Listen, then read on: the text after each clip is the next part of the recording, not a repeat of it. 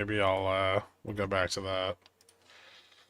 All right, so close at the bottom of the MM's expected move, or exactly the price I said we would close at. Um, definitely moved a little bit higher this week, mostly on Tuesday prior to the PPI print, which really did nothing so far. However, yields have been moving up, and so we're probably going to start seeing some margin pressure here now that the effect of the OPEC's charm has fallen away, and we no longer have those in the money calls pushing us up. It opens a chance for a move to the downside, especially if things go negatively here at the Putin-Trump summit. But remember, this is likely to go positively, or at least spin some bullshit for a couple weeks that'll be positive. So don't get your hopes up. Futures rejected after 3 days of testing the upside trend here, and is testing the downside trend into close, kind of slipping a little bit below that on the second test off of the lower high. This does look bearish. However, I'd like to see a loss of 64.61 here to confirm the rejection, and then that opens up I guess 64.53 a little bit, but then we have a much larger downside move to kind of close that out around 6400. Dollar down today, just a little bit, dropping against the yen as their economic numbers outperformed last night. We see yields at the back end of the curve up pretty substantially, with the 10-year moving back above 4.3 and the 30-year moving back above 4.9. Um, this is probably a little bit of deleveraging. Definitely a lot of pricing out rate cuts from the Fed. However, the September cut still priced in at 90%. Although analysts now expect that cut to be hawkish. Correlation continued to break down today, both on the 1 and the 3 month.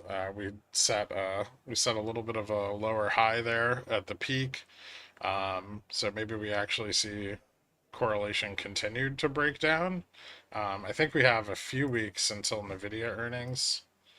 Those are not next week, but the week following. So probably a little bit of a chance that we could see some correlation breakdown between now and the end of the month, and then through next week, and then probably pick up into the back of next week as we move towards Nvidia earnings.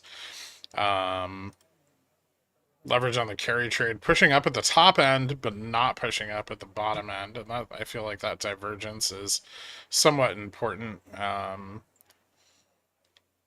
Forward yield on volatility pushing up a little bit today, but not enough of a move to make a difference. Skew turned around a little, probably just sold puts closing. I don't really think it's put buying.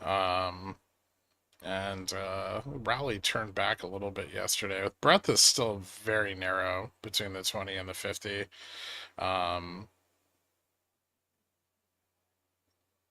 Russell seemed to have stopped squeezing today, so that's kind of interesting. Russell's got a lot of short positioning on it, so it can move to the downside pretty quick. We might see breadth continue to slip away a little bit here. Tech and Russell selling off the hardest on this drop, with ES overperforming, and the Dow a little bit too. Also, interestingly, some more evidence of short put positioning pulling back, and we see correlation between cash VIX and VX rise about 1%, starting to turn around the 14-day decline that we had here. We noticed a little bump yesterday. Today that's a little bit more significant. Yesterday was like 0.04%. Today's almost 1.3% increase in correlation. So we might be starting to see some long volatility demand come in. I think there is a lot of long volatility demand. However, I would caution against going long any VIX or VIX futures products, because the upside performance looks like it's going to be complete shit due to seasonal traders. Um, those options are massively overpriced. And unless we get like a fucking market crash or something, I think a lot of those options buyers are going to get burned. Fed fund futures continue to price out rate cuts into January, March, and June of next year.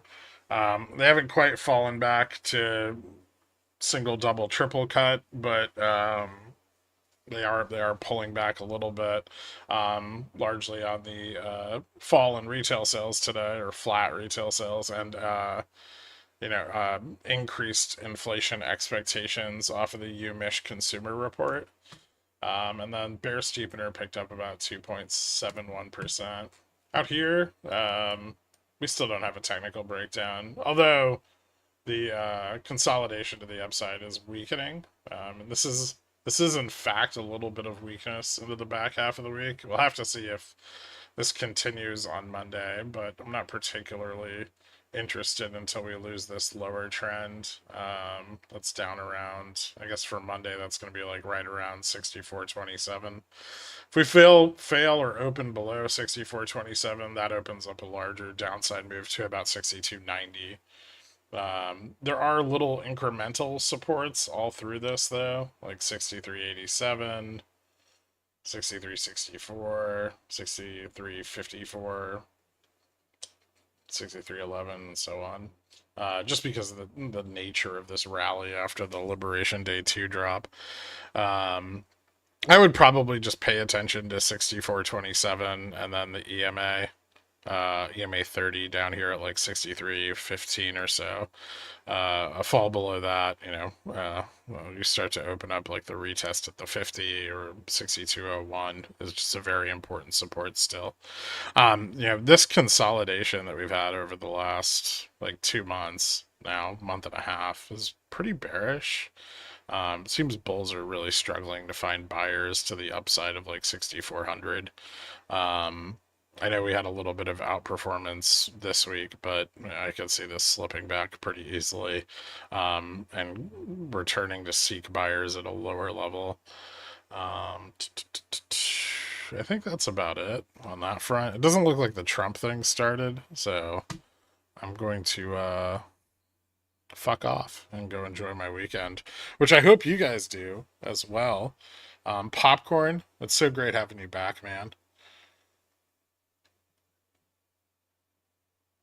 We all missed you. Glad everything's okay.